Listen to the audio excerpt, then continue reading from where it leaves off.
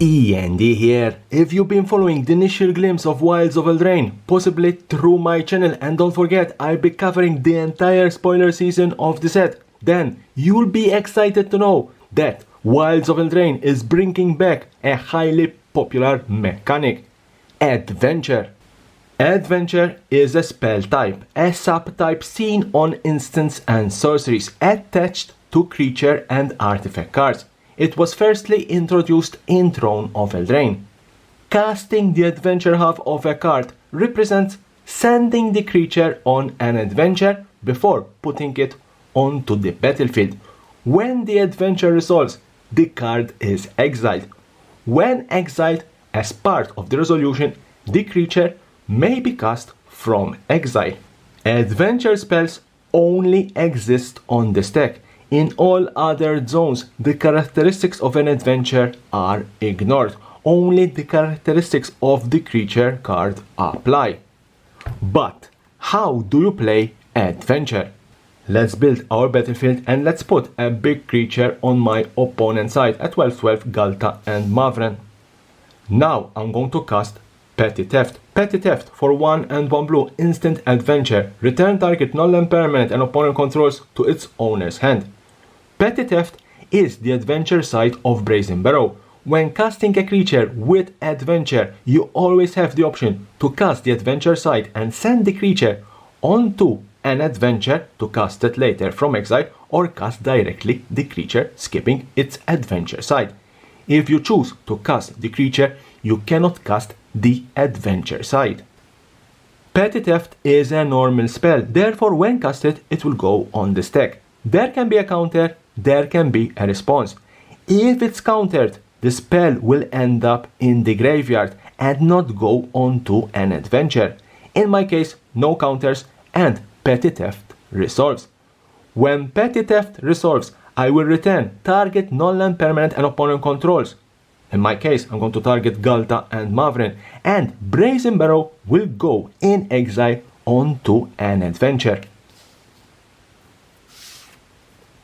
While Brazen Barrow is in exile onto his adventure, I can cast it whenever I am able. And that's what I'm going to do. I'm going to pay the 1 and 2 blue and cast Brazen Barrow.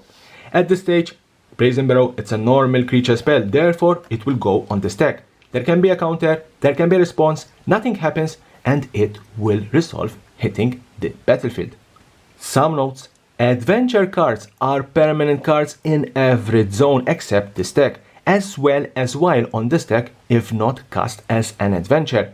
Ignore its alternative characteristics in those cases. For example, while it's in your graveyard, Giant Killer is a white creature card whose converted mana cost is 1. It can be the target of the triggered ability of Mystic Sanctuary. When casting a spell as an adventure, use the alternative characteristics and ignore all of the card's normal characteristics. The spell's color, mana cost, converted mana cost, and so on are determined by only those alternative characteristics. If the spell leaves the stack, it immediately resumes using its normal characteristics.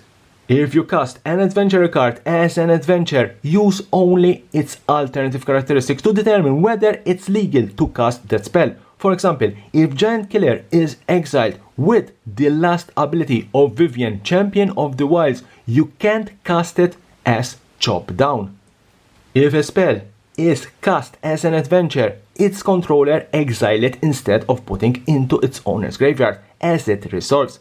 For as long as it remains exiled, that player may cast it as a creature spell.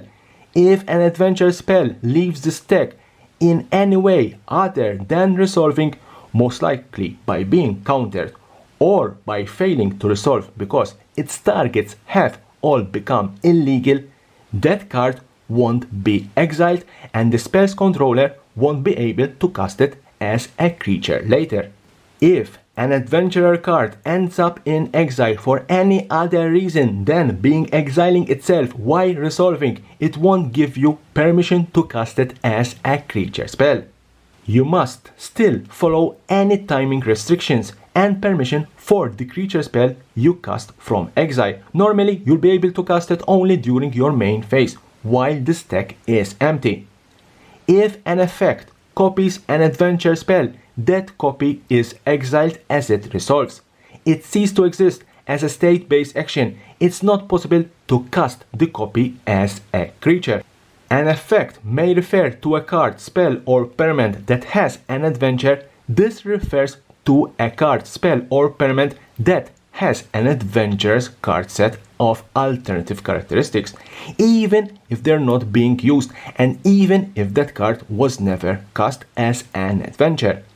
If an effect refers to a creature card, creature spell, or creature that has an adventure, it won't find an instant or sorcery spell on the stack. It's being cast as an adventure. If an object becomes the copy of an object that has an adventure, the copy also has an adventure. If it changes zones, it will either cease to exist, if it's a token, or cease to be a copy, if it's a non-token permanent, and so you won't be able to cast it as an adventure. If an effect instructs you to choose a card name, you may choose the alternative adventure name. Consider only the alternative characteristics to determine whether that's an appropriate name to choose. Casting a card as an adventure isn't casting it for an alternative cost. Effects that allow you to cast a spell for alternative cost or without paying its mana cost may allow you to apply those to the adventure. So that's how you play adventure. I think everyone is excited to start playing with cards from Wild of Eldraine, especially if there will be new adventure cards. Subscription button is here, subscribe for my channel for more and more interesting videos about Magic the Gathering and the collectible world.